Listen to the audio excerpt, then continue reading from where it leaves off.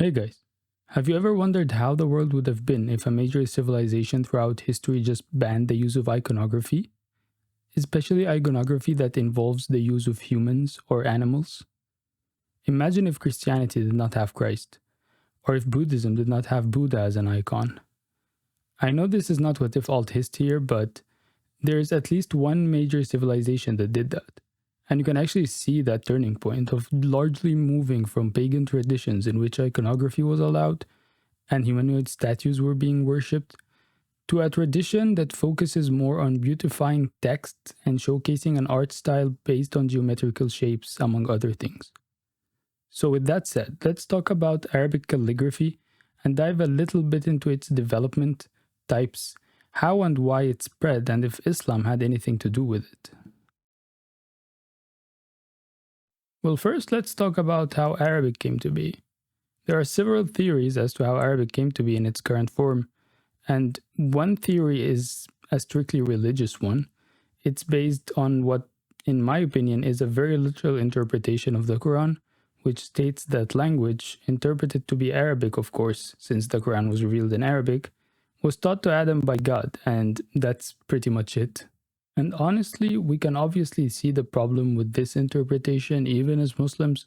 So another old theory came along that a writing-based system was deliberately invented to be able to write Arabic, and that system was a mishmash of several Semitic-based writing systems. Ibn Khaldun, the infamous Muslim polymath, however, had a third theory, which states that the writing system matured in Yemen and reached as far as the northern tribes of the now Arab Peninsula in what is known as the Southern Himyariya theory. Since the Tabi'iyya state located in modern-day Yemen was very wealthy and influential at the time. However, there are a few caveats stated by Ibn Khaldun himself that undermine this theory, and they are: the Musnad writing system was not cursive, but Arabic is. The Musnad system went from left to right or right to left, while Arabic is only right to left. There is only one letter in common between the two writing systems, and that is the Ra, the R, in English. The Musnad system had a character to separate words as opposed to just leaving a space, as it is the case in Arabic and English. The writing system that the Northern Arabian Peninsula used at the time was not the Arabic that we know today, and it disappeared shortly after.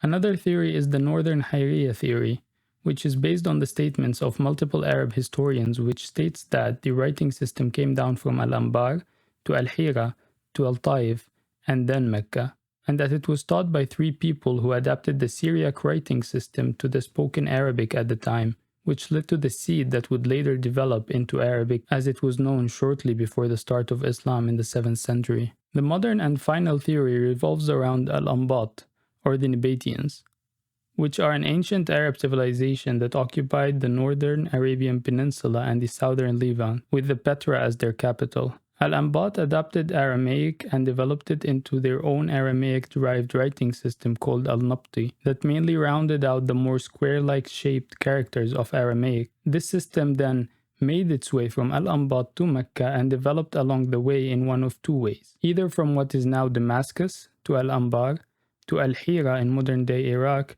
to Dawmat al-Jandal in the north of modern-day Saudi Arabia, or from Al-Anbat to Petra to Al-Ula, until it reached northern Hijaz and later Mecca and Taif. And by the end of their civilization around the 4th century and until the 6th century, Arabic and its current writing system started popping up in a Hijaz region and Al-Nabti faded away. We can conclude from this very short summary of how Arabic came to be is that there is no final verdict.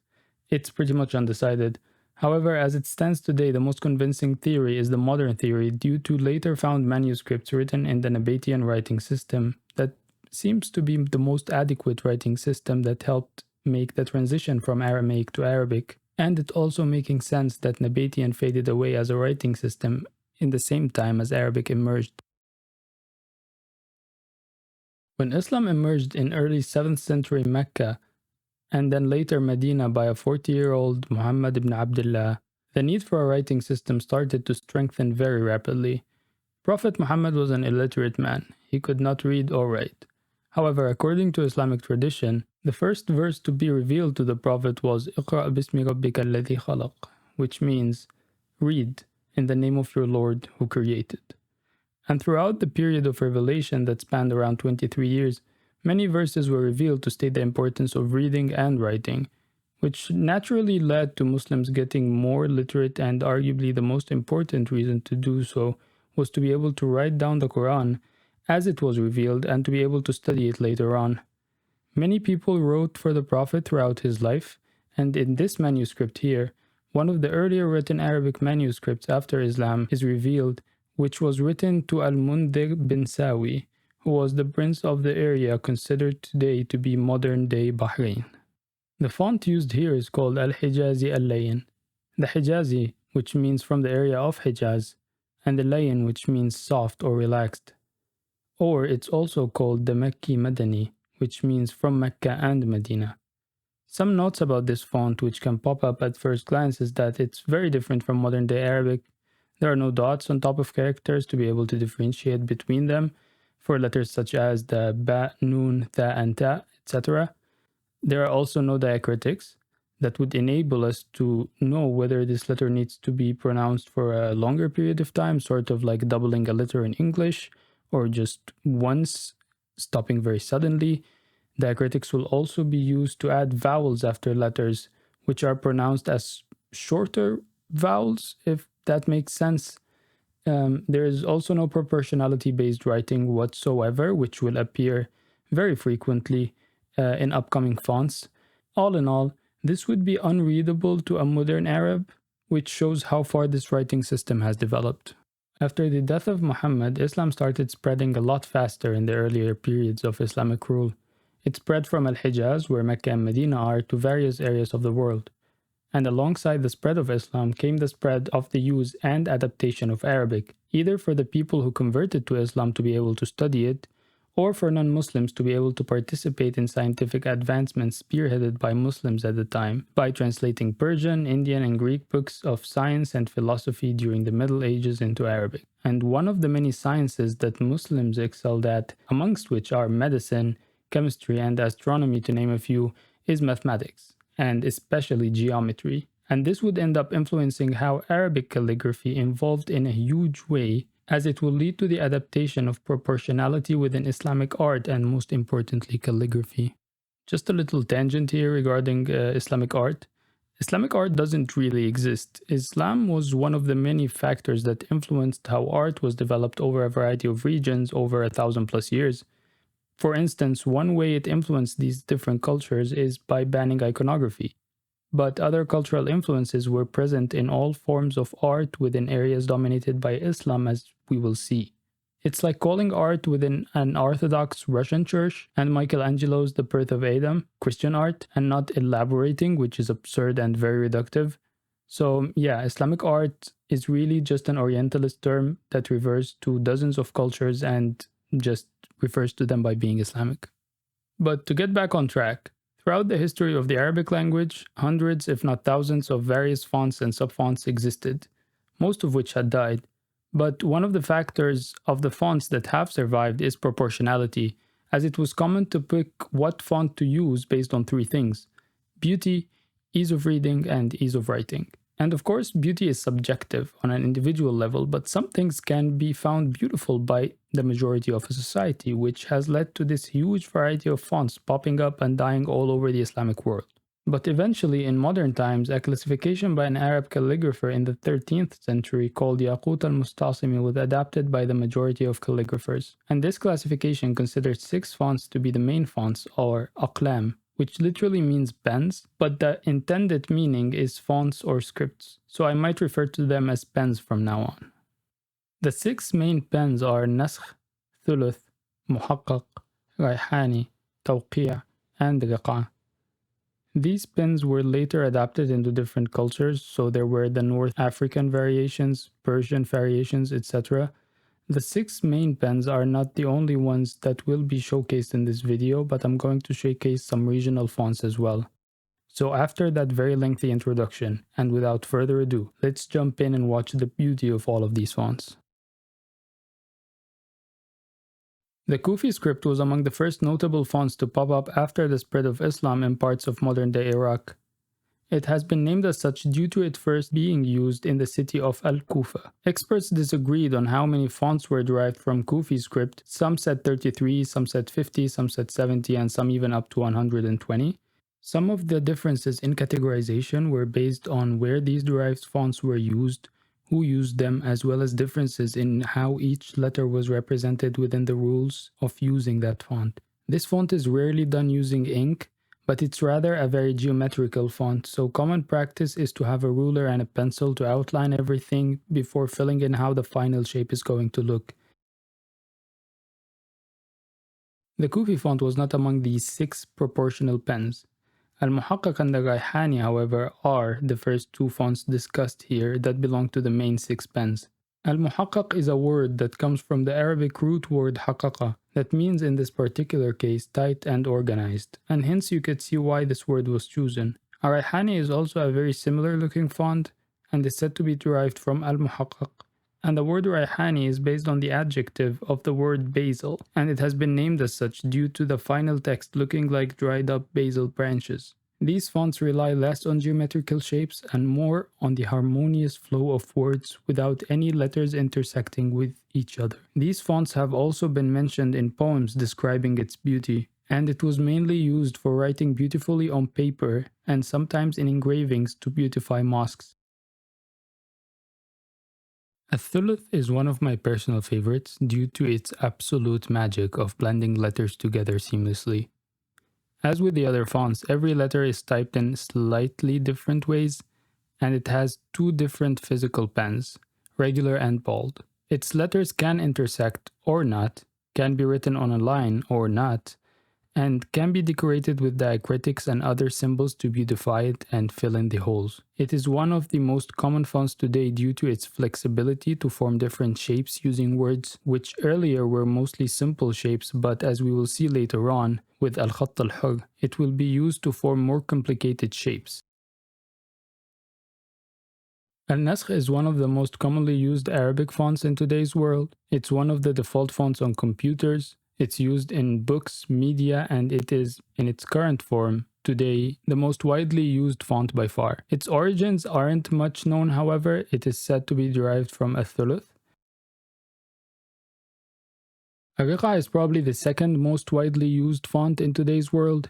It's just like all of the other previous fonts, a part of the 6 main proportional pens. However, it's very simple but sophisticated. It's very quickly written, it saves lots of time, and it's very efficient font due to its simplification of many letters and, to be honest, has probably led to its survival until today. It's also relatively more recent and has been widely used by the Ottomans. And Al-Riqa is a very straightforward font. It's only written on a line that's contributing to its ease of understanding. Al-Ijaza or Al-Tawqiya is a very smooth font that revolves around rounded edges and slopes. It derives from Naskh and another old pen and is very unique. Its round edges and harmony without the ability to use it to make shapes like Al-Thuluth makes it very unique for beautifying regular text and has been used very recently in published books due to the fascination of many with it until today. It is also the final font in the main 6 proportional pens. Al-Farisi, as you might guess, translates to the Persian. It appeared around the 14th century and is a blend of 2 of the main 6 pens, and they are the Naskh and the Ta'liq. This font is extremely popular today and is one of my personal favorites. However, it's not popular in the Arab world, but rather in Iran, Pakistan, India, and Afghanistan. It's used to write Arabic as well as Persian, Urdu, and all of the languages pretty much that use the Arabic script. One of the most popular uses of this font is within paintings as well as writing poetry. Al-Maghribi or the Western is a font named after Western North Africa, modern-day Morocco, Algeria, Tunisia, Spain, Mali, and Portugal. It went through lots of processes. For a while, different variations were named after the areas it came from, so Andalusian, Tunisian, Algerian, etc., and then it developed into 5 types, each derived from different pens. Some of these pens belong to the 6 proportional ones and some do not. One of the deriving fonts of the Maghribi font is the Sudani or Sudanese font. Now, a little confusion might occur here, and you might say, well, this must be in modern-day Sudan, and you would be mistaken. The word Sudan is an Arabic word that was used to describe areas where black people lived, and it literally means black people, more precisely, black men. And the word Sudani at the time was used to describe people from modern-day Mali, and hence this particular font developed in the city of Timbuktu. It is heavily influenced by multiple main pens, and its words being very stretched. It is very beautiful to me. This is one of the special ones, and to be honest, I saved the best for last. This one is my personal favorite due to it representing the mix of two large and vastly different cultures. Al-Sini literally means the Chinese, and the font was developed during the existence of the Silk Road and the increasing number of Muslim converts in the region at the time. It is written usually horizontally and makes Arabic words mimic the appearance of Chinese characters and is a blend of a variety of different styles of Arabic calligraphy, so it does not have a consistent style. It was mostly used to decorate mosques by writing things such as Quranic verses and the names of God with it on the wall. And now we arrive at modern Arabic calligraphy and the free font. Everything here is fair game, mixing and matching fonts, making shapes or not. Everything can be done. One of my favorite examples of this is Assassin's Creed Mirage, which had a stunning logo and just stunning calligraphy inside the game made by the incredibly talented Hatem Arafa. It mostly depends on the creativity, knowledge, and skills of the calligrapher, so it can be made with digital tools, regular tools, or a mix of both, as long as the result is artistically beautiful. This would develop alongside the modern development of various arts carried over from Islamic rule in the different regions and would lead to the blending of calligraphy and traditional art into what can be called abstract Arabic calligraphy, but here are no rules. You can elongate, you can fill spaces, make shapes, do whatever you want really. And with that, I would like to conclude the video. Thank you guys for watching very much. I don't want to beg for subs, but please like and subscribe and stuff. I hope you liked it. Please let me know if I got anything wrong, and see you next time.